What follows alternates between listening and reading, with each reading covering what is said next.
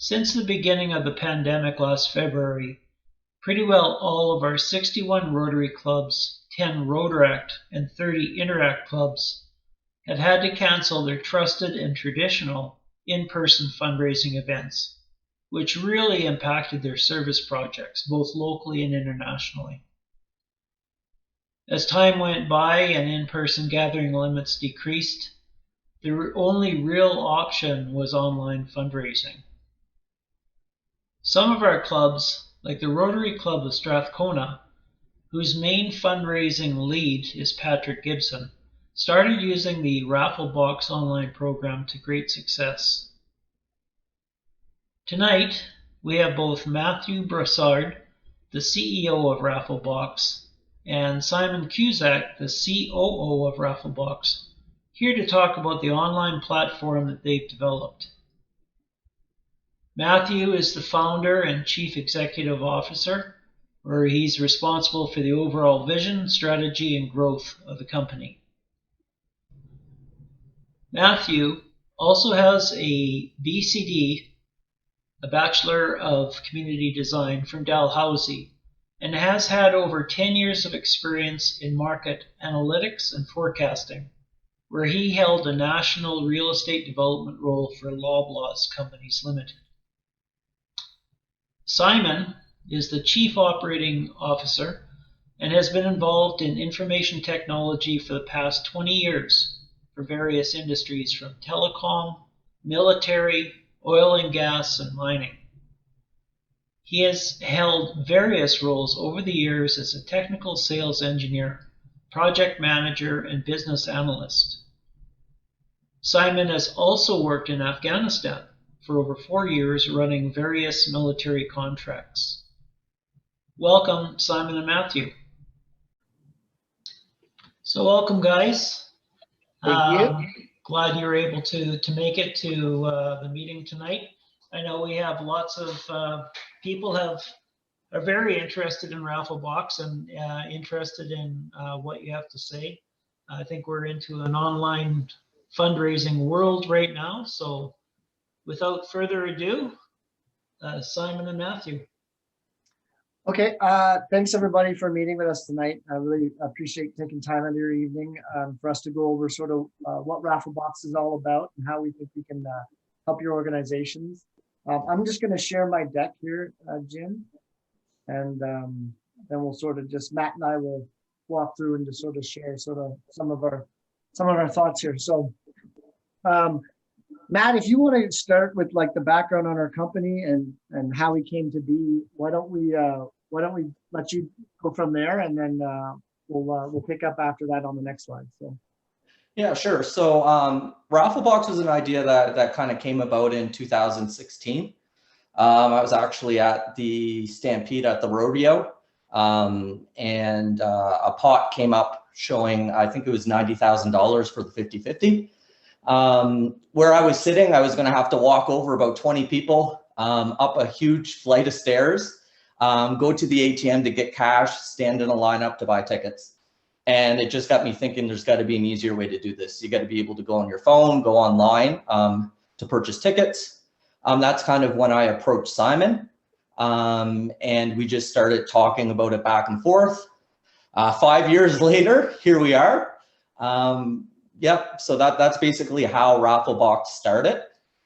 Just an idea, getting together with a few friends, and really just over time making that kind of vision come to reality. Yeah, so we started off with around 4 of us working on it, and as of last week, we now have up to 17 employees, 14 full-time and 3 part-time. Originally, Matt and I and a lot of the team are from the East Coast, from Nova Scotia, Halifax to be specific. So we basically have staff in the East Coast, and we have staff out here in Alberta. So that's a point there sort of on how we came up with this. Once we started looking into building out a product, it really sort of brought our attention to more like the nonprofits and charity space. A lot of our competitors, they just hit you with like a startup fee, and it just wasn't really sort of a level playing field, I think, for for a lot of groups to get online, decide on how easy it is to run a 50-50 or a raffle. It was more sort of for, like NHL teams, I think, are in the arenas. So our idea was trying to make it a level playing field, as well as reducing sort of the risk for you to, start utilizing the platform. And like at the end of the day, there is a percentage, but that Rafflebox takes at the end of your raffle based on total ticket sales. But yeah, we have about 3,000 customers now. We just hit about 250,000 individual users have bought tickets on our platform. So we're scaling up as we go here. But so just on our next slide, these are sort of our team right now. Tim Purley, he's our VP of Business Development. He's out in Nova Scotia. He came from one of our big competitors, Ascend. So we actually grew up with Tim as well. So it was interesting when he was working for the competitor that he was pretty much ready to jump and come join us. There's myself and Matt. There's also Dave, who's our CTO and another one of the co-founders. He's here in Alberta. And then Jamie Archibald's our VP and co-founder. So a lot of technical and sales background. And now we're taking all that experience and moving it into the nonprofit and charitable space to help out groups. Matt, you can speak to this. So. Yeah, so this has been our performance. So we really started running raffles back in January or February of 2019. So basically in 2 years, we've hit $20 million raised for our charitable clients that we just hit this month. And we'll be on pace to hit 25 million next month. Typically, we see about 300 live raffles on our site every month.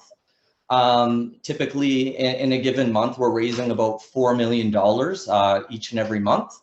And we're really only operating in Alberta and Nova Scotia at the time. So we'll be in Ontario, Saskatchewan, Manitoba, in BC and New Brunswick, probably by the end of spring, where we think we'll be helping charitable groups raise over $10 million a month, which is really, really exciting. We have a ton of interest. We get over 300 signups each month. We don't do any advertising, so that's kind of all organically generated from just running our other raffles. And I would say we have a handful of raffles that run each and every month that are raising over $200,000 each, which is a significant amount of money, and it's making a real impact. Yeah, and then to Matt's point, if any of you guys are from either like the Northwest Territories or the Yukon, we currently operate there as well, running 50-50s and raffles. So yeah, the online platform that we have, we sort of handle most of the work for you. And we just sort of simplified a lot of the physical tasks or the traditional tasks that you used to do, and basically automated that. So the key idea is like we'll create, a lot of you are already running with us. The idea is you'll create your site, you fill out, partner with either another nonprofit or charity that you want to raise funds on behalf of, or even just raising funds for your own group. Typically we go through, create you a website, there's a description, poster. We work with you to pick your like raffle packages, either it's a 50-50 cash raffle or it's a prize raffle. We link you up. So basically for all of your accounts, Rafflebox never handles any of your money. All the money is set up and goes directly into your banking or checking account for your gaming. What you do is you then get like a URL or a specific link for your individual raffle that you share on social media, or you can share it out via, donor list or throughout your clubs. You can buy tickets from the laptops, from your phones. We also have tickers, which is sort of like the promotional items that you would put up in a store, for example, and we use these in hospitals a lot, for example. And the idea is once you're up and running, it's really about just utilizing the power of social media and those email and donor lists to go after those groups that are going to support your cause. Some of the other things we do is we'll do Facebook ads for you. So we basically say, $100 or whatever you're looking to raise, and that Facebook marketing actually will generate a lot of additional buyers that maybe you typically wouldn't see because they're not like in your donor list or in your direct group. So we'll see like groups put up a Facebook ad and maybe they're auctioning off an ATV, for example. Well, typically that would be within like a small bubble or your bubble. But now that you're advertising out on Facebook, you'll get a lot more attention across the province, for example, depending on what you're doing. Did you have anything to add there, Matt? Yeah. To build off what Simon was just saying there with the Facebook ads, one other thing that does that's really beneficial for our charitable groups is it builds your donor list. So you're able to after every raffle you run, when you're running these Facebook ads, you're getting purchases for people that are kind of outside your networks. So it's a really, really effective way to grow your donor list so that when you are doing future raffles or future marketing campaigns or anything like that, it can help you build up that list. So here's just an example of a page and sort of some of the functionality. I'll let you walk through that. Yeah, so this is our typical raffle webpage. It's pretty straightforward. We can work with you on creating a banner. We can help you with the write-up, kind of the stuff you should hit on. You could put embedded pictures within the page. The ticket sales end date, draw location. That's all important stuff that we have on the web page. It's easy for ticket purchasers to see. And then on the right, we have the jackpot total, so that updates in real time. We also have a little bit of stats under there, which will say how many tickets were purchased, how many people bought tickets, stuff like that. And then we have what's kind of our most powerful tool, in my opinion, is the in support of. So you have to kind of think of the in support of tool as like your sellers or your volunteers. So you can input volunteer names. If all the Rotary groups also were joining to do one raffle, you could put all the different club names under there as well. And what happens is we give each of the in support members a unique URL, which they can share on their social media feeds, through email. And what happens is when someone clicks on it and buys a ticket, it will track the sale under that volunteer or club. And then we have a top fundraisers tab where it will actually track the sales. It creates a little friendly engagement and some competition, which in the end just makes your raffle more successful. So we find that, groups that run it with the in support of tend to raise a bit more money. And it just makes it a little more fun and dynamic. And then we have a recent purchasers little tab. So, if someone funded your raffle, it just kind of tracks it on the right-hand side. And then, so this is sort of what's like customer facing or to the people that are buying your tickets. And then what we've done is, I'm sure most of you are familiar with like the process of going into the AGLC's dashboard, creating a 50-50 or raffle. So what we've done is a lot of the reporting at the end of the raffle is all basically formatted and ready to go for the AGLC submission for, say, Alberta, for example. The other provinces too, how we create our reports at the end of your raffle that you need to submit to the government is usually based on exactly what they need. So taking away a lot of manual work there as well. And then in the dashboard, you have all the contact information, all the emails. Rafflebox will not basically be going through your donor list and hitting them with other raffles. You basically own that. Your organization owns that data.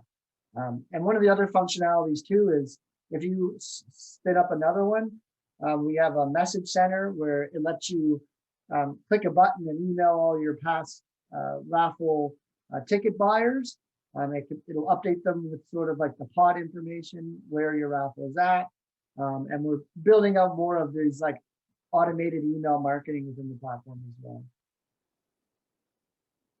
So this is, we just pulled these earlier. This isn't a group, but just within Alberta, and then one in PEI and one in Nova Scotia. In the last 4 or 5 months, the Rotary groups alone on our platform have raised just over $350,000.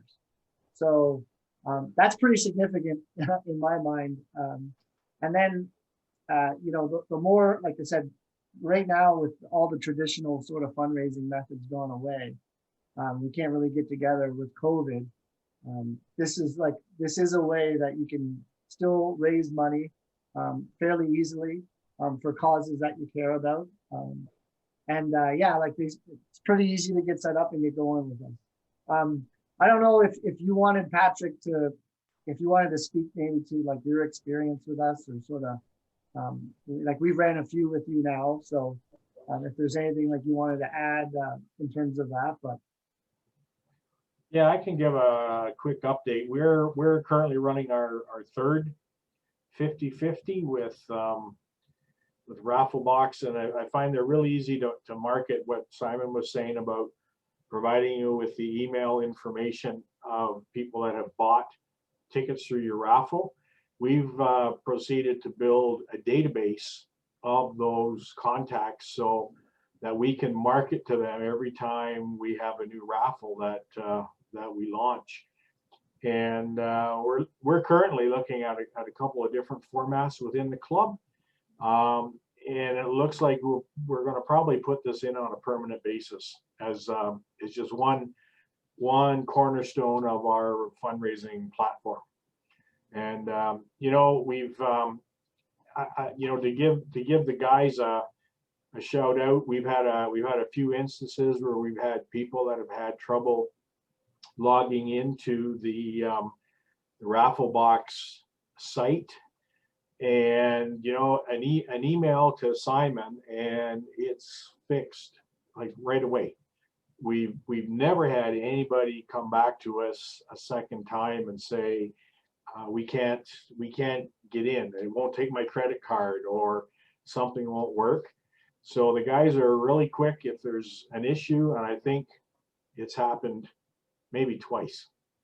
But if there's an issue, you let them know and they're on it right away. So like I said, this is our third one, and we're working on the rollout for our next one, and I don't see it changing going forward. It's a great platform. It's easy to use. You just follow the prompts through, and before you know it, you've bought tickets, and the tickets are in your email inbox before you get off of Rafflebox's site. It all happens that fast, and it's user friendly. It's easy, and it's reliable. And I'm glad you guys have come along, because you've given us an opportunity to be a little bit more active than what we were before. Thanks, Patrick. Appreciate it. Yeah, so one of the points there that Patrick spoke about is the support. So how it works is Rafflebox has a whole support desk, support team. So if you know, somebody sends an email to you, basically what you do is you just route them to the support desk.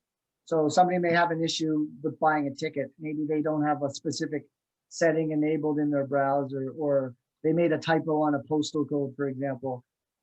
All that is hands off for your groups as like organizing it. You just send them to the support@rafflebox.ca or to our website portal, and our team basically responds to those customers typically within like 4 hours. And then we'll walk them through. We have like KB articles, like support articles to help them. And then we just work with those individuals to troubleshoot basically what the problem is at the end of the day. So like talking with Patrick, and you know, Patrick is going to be going on to his fourth one now.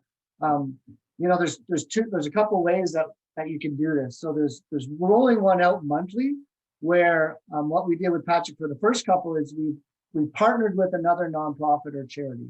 So we've done one with like Meals on Wheels, Little Warriors. And the idea is when you're partnering up because you're going to support a cause that you care about in your local community.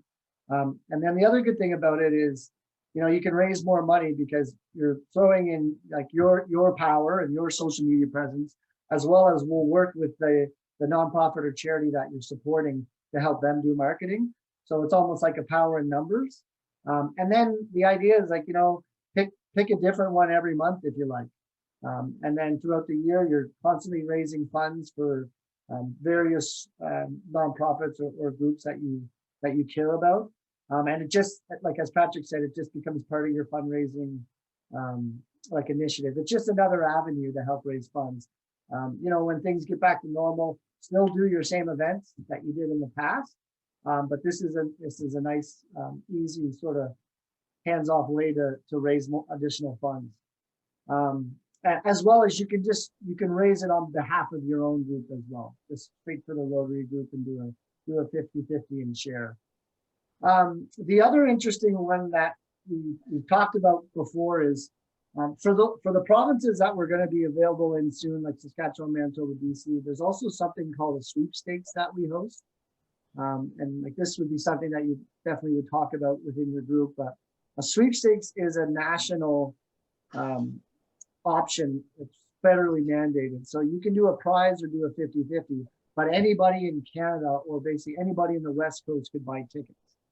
So you're not governed by the provincial regulations depending on the province you're in. So, you know, we had some high level conversations where, you know, from a district standpoint, everybody can participate. And maybe you do this once or twice a year, but you do it for a really like important cause for the Rotary groups. Like polio, for example, I know is one of the big ones you support in October. So maybe like once or twice a year, you get together as a big group. And you do like a massive 50-50 where you're raising funds all as a team.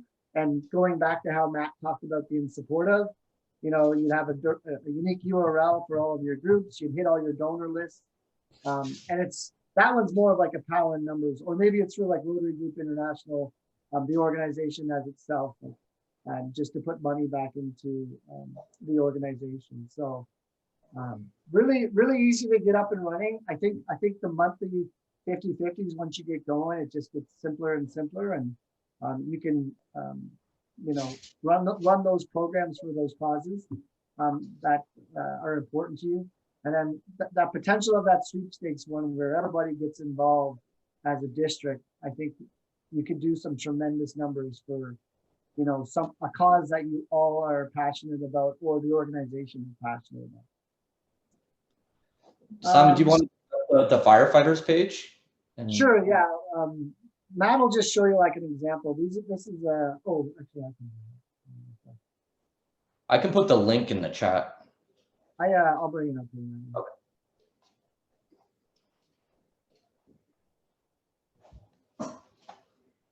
So this is a weekly one that we do, but the concept is sort of the same. So this is one we run in Nova Scotia.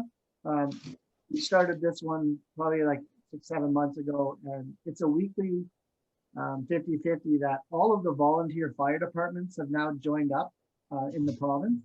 So there's over 270, as you can see, sort of in support of.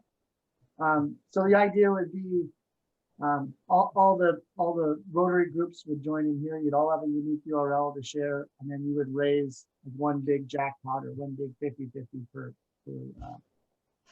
a cause, right? Polio, for example. So then it tracks all your top fundraisers. I'll be honest with you, like in the next 21 hours, this goes up about $200,000. So if you see, I can show you down here.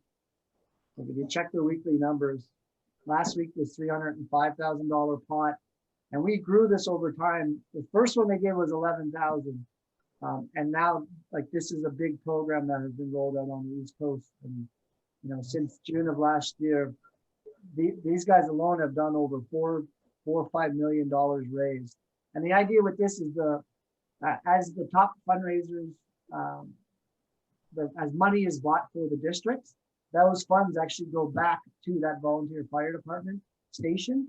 And from that money, they've been buying like medical equipment, sort of, and anything where that can go back and help the community or help the truck. So it would be a similar idea as this, but it would just be a sweepstakes, and you would have like your main poster about what you want to support. And I think that one would be a really, like, like it's power in numbers, as you can see here, this is power in numbers. So it'd be pretty cool to do maybe one of those a year or two of those a year where it goes back to support one big cause.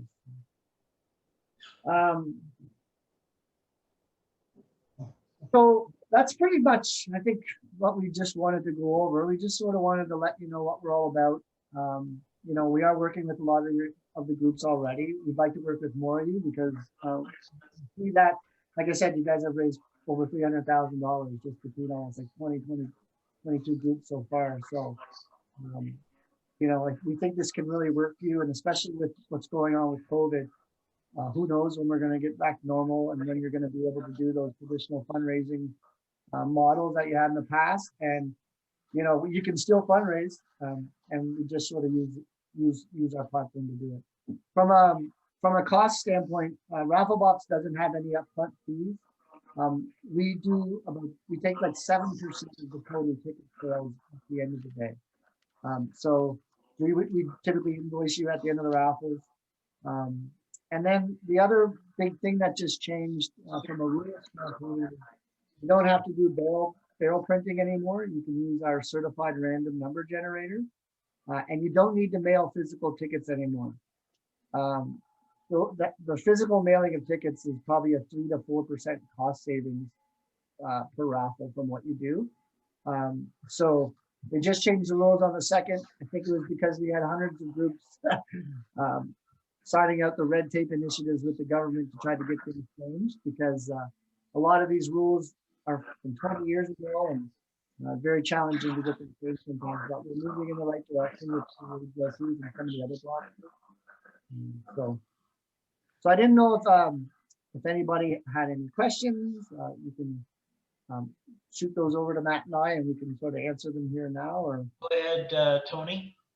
Yeah, sorry, it was a little garbled there. So what percentage are you guys taking at the end of the day from the raffle? So our fee is 7% of the total ticket sale. So say if you raise $1,000, Rafflebox fee is $70. There's another fee for the payment processor. So it processes the transactions. So that's 2.9% plus 30 cents for every transaction. So at the end of the day, it's usually 50% goes to like the 50-50 winner, 40% going to your organization, and 10% is usually around expenses and fees. That's it with a 50-50. If you do a prize raffle, it's a lot different because you're going to take home basically 90% compared to having to give half away for the 50-50. The expenses are still the same. It's about 10% at the end of the day. And as we grow, we're trying to lower those expenses, those costs as much as we can as the volume. So from you, just curious as to what you've seen success-wise, because you've obviously seen different kinds of campaigns, 50-50 being the most popular, I guess, and the easiest one or whatever. But have you seen other types of campaigns, whether it's raising funds for a particular project, building a playground, or hospital equipment, or whatever? 100%. So we pretty much have a customer in most of those industries or silos. So like Northwest Territories, we just did a big one up there for the hospital. They raised over 200,000. We have one launching in the East Coast with the QE2 for specific equipment for one of the children's wards. We do a lot of the schools now, and education. So a lot of them, to your point, are looking for those funds for a playground, right? Government chucks in a couple dollars as well to help you build it, as long as you raise a certain amount. We do minor sports. We do standard nonprofits and charities. Animal shelters is a big one we do as well. So pretty much anybody who's a nonprofit or charity and can get a license, we're working with them as much as we can. I'm just thinking from the perspective of what draws the ticket buyers more than anything. Like I don't buy a lot of tickets, quite frankly, but I've been buying lately with the Oilers 50-50 because I like the charities that they're selecting, that they're going to, and I support those charities. So I'm buying the tickets. Yeah. Go ahead, Matt. Yeah.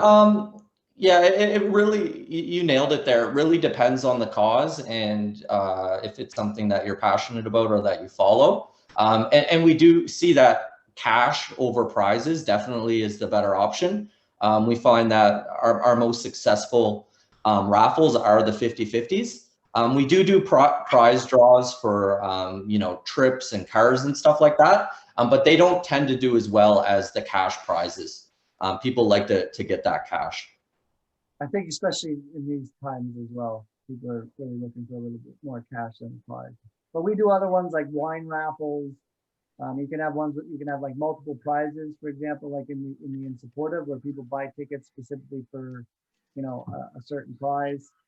But at the end of the day, it seems to be like the 50-50 cash is what matters. And then, you know, pretty much your organization or your group would pick, what group or nonprofit potentially that you want to support. And that it's key. Like we do really well with those because you're almost like doubling your base. There's their user base from a social media standpoint. They have people that follow their cause. So when you team up together and you're both promoting it and the Facebook ads are out, it just generates a lot more traffic as well. And then there's all, sorry, go ahead. Yeah, and in terms of silos, I would say if we want to get specific, that the animal shelters in general tend to sell out really quick. I would say they're probably our most successful out of all the different silos that we work with. Okay, good to know. Hi, this is Carol. I have a question for you about your tickers, the advertising posters. If I heard right, that they are. Can you put a QR code on them so people can go directly to the website without typing it in? Yeah, 100%. Okay, awesome. Yeah. Those tickers are customizable. A lot of there's lots of ways to do it. You can like embed them on your website. You can have them up on a monitor, like we have little devices that you can attach to like a TV, for example. And so like we have some in hospitals that sit in the cafeteria, for example, when there's a big 50-50 going on. So that can be like on a device attached to a TV somewhere, or you can just share it on your website as well. And we can embed a lot of this stuff into your websites as well, if it's something that you're interested. But most of the time, you're just sharing the link, driving the traffic to your custom page, and people are buying it. And if it's something that you're going to do on a regular basis too, with some groups we get them a unique URL. So for example, the Nova Scotia Fire Group, it's firefighters5050.com, I believe. What it does, it'll just redirect you to your raffle page. So if this was going to be something that was embedded in your fundraising program, we can always get you a very catchy and easy URL that people can remember, so they can just type it on their phone or in their computer. Awesome, thank you. Hey, I have a question. Hear me all right? Yeah, Kyle from the Oil Sands Fort McMurray Club here. We have kind of a smaller club, so we would probably team up. We're looking at teaming up with SPCA actually, a nonprofit in town. And but we never ran a raffle box before, and we were kind of thinking at first like this is like a foolproof way of fundraising some money during COVID. And then as we were looking into it, we saw that you do have to commit to like a certain prize. So like, I guess you could potentially lose money, right? If you didn't get enough interest. What would you suggest starting out with, like a 5,000 pot or something like that, and giving it like a month or more than a month, maybe 2 months or something like that? Yeah, 100%. So we ran a lot now. So typically like what we try to do is before we launch anything or go get a license, we like to look through, what do you got for a donor base? Fort Mac typically does really well, just in raffles. We ran a ton up there now. So I think we did one with the SPCA a year ago in Fort Mac, and then we ran a lot with like United Way through Syncrude and CNRL and a bunch of the ones up north there, the hockey team. But to your point, what we'll do is we try to start with a number that we know we can hit. The thing is, like, to your point, like if you don't hit the specific number, there is risk. But $2,500, $5,000, usually a good start. And then when you run the next one, it's sort of like we gauge as we go. And then usually we sort of know they have like a large following on Facebook as well. So if you are going to team up with them, we sort of have an idea based on like followers and donor lists and emails. We try to get that number, and based on that number, we got a pretty good idea of like how much is a good number to strive for. So typically if it's an unknown, we'd like to start with that 5K, and then the thing is, like, it may sell out in a week, right? So if you had it running for the month, it may sell out in a week, and you can be like, oh, it went so well. On our end, it takes, a couple hours to get a site up again. It takes you probably 10 minutes to submit the license again to the AGLC. So there's no reason why you couldn't put another one up. But usually we just try to take a look at the data that is available to get an idea of what you should go for. We've only had about 3 in our lifetime, I guess, in the thousands of raffles we ran, that we actually had to do that. And then what happened there is we did AGLC, you just do a refund. You can void and refund from the platform, but typically we figure it out where you don't have to do that. So where does this minimum or this loss come in? Like, I thought it was just you pay a fee or percentage after all the tickets are sold, and the 50-50 is just based on whatever you sell. Yeah, so this isn't our rule. This is an AGLC rule. So the AGLC rule is, if you're going to put up a 50-50 or raffle, you have to do a guaranteed minimum of 20% to the winner. So what takes place is, like, say you did a 20K license and you only raised 5,000, 4,000 would have to go to the winner, and you would take 1,000. It's an AGLC rule. We were hoping that they were going to get rid of it on the 2nd, but they didn't. So you can't just do a straight up. Can I interrupt, please? I'm working with the Charitable Gaming Review, and one of the questions I asked was about that very topic. The answer I got from the AGLC subject experts was that there's no longer a required on a 50-50. 50-50 is merely 50% of the sales. You don't need to guarantee anymore. Yeah, so you can have that in writing, because I'd love to do that. I think that's for smaller licenses, isn't it? Like there's two levels of licensing. We were talking to the head. We talked to the head folks, and they said it was still there. But maybe we'll follow up again. The thing is, yes, I do have it in writing, by the way. Yeah, it's 50-50. That you're right, but that's for a one-day event. Anything that's longer than 1 day is not considered. What you're talking about is a bearer 50-50 draw. So if you have a 1 day online event, there is no 20% minimum. You're right. Anything that is over 1 day is considered a cash raffle. And anything with a cash raffle, which you can still set up like a 50-50 like we do, but it's actually called a cash raffle, does have that 20% minimum.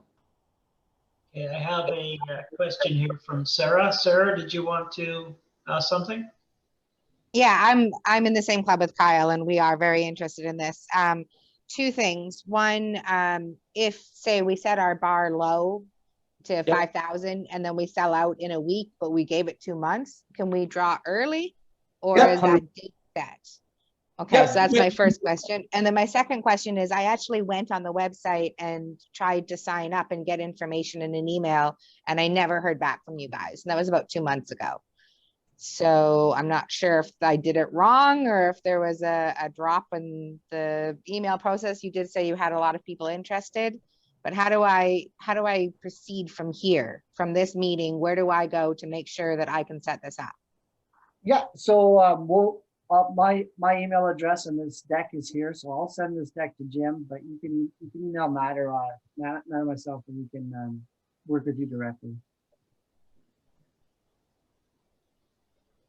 Super.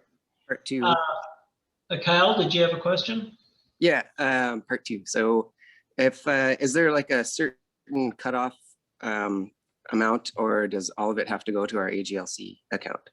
Like, can we put if we do a 5,000, can it go to our club account, or does it have to go? Yeah, set up to go to your gaming account. Yeah, so they like to see you have a separate gaming account for all of your raffle funds. Yeah, and what it does is when someone buys a ticket, the money goes into your Stripe account, and then you can set up payouts from your Stripe account into your gaming account, like once a week or however you want. But yeah, it should go into a separate account. Okay, so it doesn't matter what the amount is; it goes to our AGLC account. Yeah, exactly. Okay, so then there's proceeds to pay conditions with that as well, just to keep in mind. Good. Tony, you had a comment? Yeah, sorry, I'm a little thick-headed, but I just want to wrap my head around this constraint. Is so if you're going to do a 50-50, you have to come up with the number in advance as to the amount. You can't just open up the floodgate and say, well, as many tickets as I sell, that's how much the 50. Yeah, in Nova Scotia, you can do it like that. But here in Alberta, whatever you get the license for. So for example, say you get a $10,000 license, and I'm just going to say maybe you have 2 ticket packages, 1 for 10 and 4 for 20. You actually have to tell the AGLC how much is available in terms of dollars for each one that would equal the $10,000, if that makes sense. Okay, all right. And then what it doesn't make sense. Yeah, what the platform will do is once it hits that threshold of the number, it will not sell any more of that package. Super. I just wanted to make a comment too, Patrick. You've had a lot of experience doing the raffles of 50-50 draws. One thing that you had mentioned too was finding a partner that will work hard to make the raffle a success. Yeah, that's a criteria that we put in place when we did our first raffle. Mhm. I mean, there's lots of organizations out there that are happy to take your check when you've done all the work to raise the money for them. What we decided that we wanted to do, because we were doing everything online, is we wanted somebody that also had their own marketing in place. So it wasn't just us doing the marketing, but it was also the group we were raising money for doing the marketing. So that doubles the impact. There's a lot more people that are seeing the marketing, and we've still been doing that all the way through. And some of the groups that we work with have a really big social media presence. So when we do our thing on our end and they're doing their thing on their end, we've sold out all our raffles to date. Touch wood, we'll keep that record going, but it's not just us doing all the work. So we're a little choosy on who we partner with. We want somebody that's going to work just as hard as we are to market it. Because I mean, if there's no marketing, it's not going to go anywhere. What's your favorite denomination then to raffle off? We have done two $10,000 raffles. We sold them both out, and the one that we have on the go right now is a $20,000 raffle, and we are a little over 11,000, I believe, and we've still got almost 2 weeks to go. So we'll be launching a big initiative on that one over the next couple of days. So we'll be pushing it hard until the end of February. I believe March 1 is the end of the raffle. So we're just gearing up now to do a final big push on that one. That'll do well in the last week too, as it gets closer to the end, and they do their marketing too, right? The other thing is a lot of these groups too that continue to run after the fact. So like Little Warriors is on, I think they're third now. Meals and Wheels has ran again. So it's nice too, because you're doing it for them and you're introducing them to Rafflebox, and they continue to use it as well. So yeah, it works really well. Well, the group that we're working with right now has a huge media presence. Yeah, and they haven't even tapped that yet. They're based in their head office. They're based out of Calgary, but they have a lot of media contacts. So that'll all be part of the push that's going to come here in the next week or so. is we'll all be hitting our contacts, but they'll also be going to their media contacts. So yeah, it'll be interesting to see how it goes when we all get pulling in the same direction at the same time. So what's the typical time frame for a $10,000 and a $20,000 50/50? We've done the 2 10s we did in a month, and this one, because it was 20,000, we took it over 2 months. But Simon always tells us that, you know, if you're running a little bit behind schedule on it, you can always extend them a little bit. So, and that's an option. If you think you're gonna, you know, you're gonna make it, but you might be a few days short, you can extend it. We haven't had to do that yet, touch wood, so we'll see how it goes. Yeah, typically a month is a good time to run it. You know, you get a lot of sales at the beginning, and then you get a lot of sales at the end, and you get a bunch that trickle through in between, right? Yep. So we typically a month is a good length to do one of the raffles. Gives you enough time to get the word out. You know, talking about that strategic partner or working with a group that does have a good social media presence really helps drive sales. It's almost like you're teaming up together to raise funds for them. So yeah, you've raised over like $31,000 already, and I think you're probably going to get to, I think you'll get well over 15 for Positive Wings. So that's a fair amount of money to raise in, you know, three raffles. So. Jim Rigby, did you have a question? No, I didn't actually. I was curious though, from Patrick's point of view, what denomination, like what packaging, when you do it, say your $20,000 raffle, what's your most common purchased ticket package? What do most people buy? Well, you know, when we sell them all out. Simon's the guy that can answer that one, because he's the one that puts the actual different ticket series together. Oh, and I know they've tweaked them once in a while, but not very often. So I think the guys have done their work as to which ones are most in demand and which ones draw the most cash right away. Yeah, we've ran so many now that typically we do like 4 packages. So they're called, like when you fill out the AGLC site, it's like Series A, Series B, Series C, Series D. So you always do a 1 for 10. It's sort of the minimum you have to do. Then we like to do like 4 for 20. And then what you do is you jump up the numbers significantly from a ticket amount. So you do like say 20 for 50 or 100 for 100. You know, what we see is like usually those larger packages sell out first because they're a really good deal. So we try to weight it a little bit heavier on the higher value packages so you make more money. But we, you know, depending on what you're doing, and is it a prize or 50/50, if it's 5,000 or 10,000, we'll typically recommend the series packages of what we know that works. Just because we've gone and done this so many times, we sort of have that number that we know works well based on the data. Super. Darlene Reimer. Thank you. Thanks, Jim. Thanks for the information, guys. I've really appreciated it. Now, I didn't do any research on Rafflebox online, so forgive me. With the AGLC account, we have a casino account already, but it has to be a separate checking, right, or savings account? Yes. So yeah, typically they'll want a new gaming account outside of the casino account. Yeah. So even if it's through a credit union, we have one account for casino. Could I have a separate one for Rafflebox under that? Yeah, and it would just be another gaming account. It doesn't have to say like Rafflebox's name. Okay. And the other thing is just check. Like it's always good just to check with the AGLC. Sometimes they're like, don't worry about it. As long as the money's going into a registered checking account that is for gaming, they're happy with it. Okay.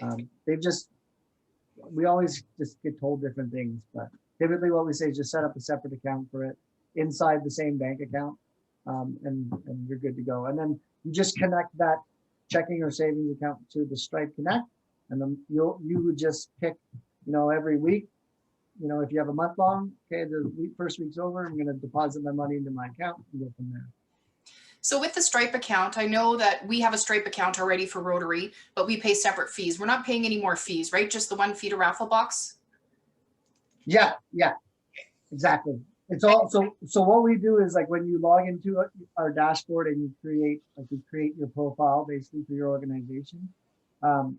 Stripe has enabled us to, like, we basically white labeled Stripe. So you're basically signing up for a Stripe account, but you're doing it and it says Rafflebox. So we went through, in the past, Stripe doesn't typically allow 50/50s or prize raffles on their platform, but we went through a big risk audit with them, and they've approved any customer that signs up through our platform to be allowed to use the funds in the way that you're raising them with us. So they basically just saw how much we were raising at the end of the day and said, we'll make an exception to the rule if you pay us money. So Nice. And one last part, we don't apply to AGLC. It's all done through Rafflebox, right? Like So you still will apply for the license. Yeah. So today, like Patrick, for example, has a login to the AGLC portal. Okay. If you don't have that today, it's basically a form that you fill out, a one-pager. I can send you the links if you need it. So you'll log in, and then like before that, we'll talk and be like, here's what you're going to put for the Series A, B, C, D packages. Okay. We have like a guide that shows you what to do. But like Patrick knows, it's like 5-10 minutes to fill out the actual form. And once that's done, we get a copy of that as well. And then we'll just populate all the information for your site. But yeah, and like I said, if you have issues, like in the past, I would just hop on with Patrick and we'd go through it, or now he's a wizard on it. So he doesn't ask me to do anything anymore from a submission standpoint. So. Yeah, so it's no different than any other raffle we've ever done with AGLC in the past. So no, I just wanted to clarify for my end. Yeah, you just apply for it. There'll be a couple of fields where you'll put the information about that you're using Rafflebox, because we are a certified ERS provider with the government here. There's only a couple, so and our platform is like GLI 31 certified with them. So that's basically the industry standard for a platform like this where you're fundraising. So. Perfect. Thank you. Great. Thank you. Do we have any more questions for Simon and Matthew? We're all questioned out. Oh, maybe just a comment, watching the news over the last day or so, they were speaking to out of country offshore betting services, and there several $1 billion that Canadians are spending on track betting, etc., out of country, and they're basically illegal, but nobody's really clamping down on them. And when you consider the amount of money that's available, there's no problem or no question that there should be money available to be fundraised through these kinds of processes. Yeah, the biggest thing for us is that it costs a lot of money to do this, believe it or not, because you got to go, like I had secret clearance before, and we're now on probably 11 background checks throughout every province, as well as like the GLI certification. So we've invested hundreds of thousands of dollars in getting our business approved properly at the government level, as well as getting the platform certified. And to that note, what you said there, they just, the government just approved that in Canada just about 2 hours ago for sports betting in Canada. Yeah. Yeah, I knew it was on the edge, but I didn't know it had happened. So yeah, there was a vote today. One of our guys that works on our team, his father-in-law is in politics out on the East Coast, and he asked him, "What did you vote on this?" And he said, "Yeah, but I don't know what I voted on." So yeah. All right. But if there's any questions, like like I said, you'll have our email addresses, and you can email Matt and I anytime you want, even following up after this if you just have any questions or information that you're looking for. Yeah, anybody that wants to get a hold of me, I'm happy to answer any questions too. You can get my info from Jim. Mm-hmm. This session is being recorded as well, so we'll have the link on our district website probably by tomorrow. But I think it's a great idea, especially if we can leverage our Rotary Clubs together and work together every month. If anything, it helps fund the clubs back, and it gets Rotary's name out there. So Yeah, so like this is a few of the groups, and you guys are like most of this 350, excluding the East Coast ones, is all you guys in Alberta currently. And like I said, the Yukon, Northwest Territories we can operate in, and Saskatchewan, Manitoba, and BC. I think we're probably 60 days away, if any of the groups in the district here are within those provinces, to be approved. So. And we just signed a deal with all of the, I think there's 6 Rotary groups here in Calgary as well. okay, that would be in a different district, but Yeah. 5360, we're in 5370. But Yes. so you're saying basically by the end of April, you'll be right across Canada? Yeah, excluding probably Quebec.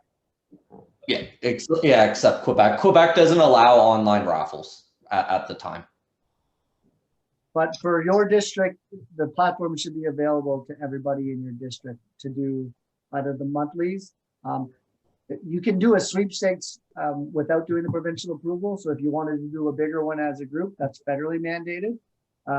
But yeah, we're like I said, all those other provinces are opening up very soon. So you'll be able to utilize the platform in the Saskatchewan, Manitoba, BC. Yeah. There's a question from Lucy. Is there a restriction to what you can spend the funds on? So those would follow under the same guidelines as what your groups are spending it on with. Same restrictions as your gaming account. So it's no different than getting money out of your gaming account after you've done a casino. And from Carol, who sets up the sweepstakes contests, a provincial body? So, no, so go ahead, man. Yeah, so it's federally mandated. So what we just ask all our groups to do is you just seek a legal counsel and get them to basically draft you up rules and regulations of the sweepstakes. We have lots of examples of clients that we've done who have got it, so we can kind of send you a copy of what it looks like. Once you have those rules, so Simon can show you here. And then once you have those rules, you don't actually have to go and get a license or anything like that. You just have to make sure that you're following the sweepstakes standards for Canada. So this was a Ride for Dad sweepstakes for prostate cancer out in Ontario. They ran this, and people basically bought tickets from all across Canada. So he had his description. He had early bird prize, for example. The winner got 10,000. He raised just over 40,000. So 30,000 went to his organization. And then it's more just ensuring that you have clearly stated rules. The only other item that you have to do is if somebody wants to submit for a ticket, they can, like, for what he did, he made them fill out I think it was like 350 words why they should get a free ticket for this cause. At the end of the day, I think there was only 10 people that submitted the response to get a free ticket on this. So it's not like thousands of people are filling it out to get a free ticket. Most of people are buying the tickets for it. So he's going to be running another 2 or 3 here this year. So that's the idea of with the sweepstakes. And really, it's just the rules. As long as your rules are tight and you follow them, anybody in Canada can buy. Super. Excellent. Well, thanks very much, Simon and Matthew. Yeah, thanks so much for having us. We think we can help out your group. Really informative. And I think that's it for questions. This is being recorded. It'll be on the district website. And we'll have your contact information too for Rafflebox. And of course, Patrick has lots of experience with Rafflebox. So if you have any questions, you can contact Patrick as well. Okay. And with that, folks, I'm going to shut off the recording. Thanks, Jim, and thanks, Simon and Matt.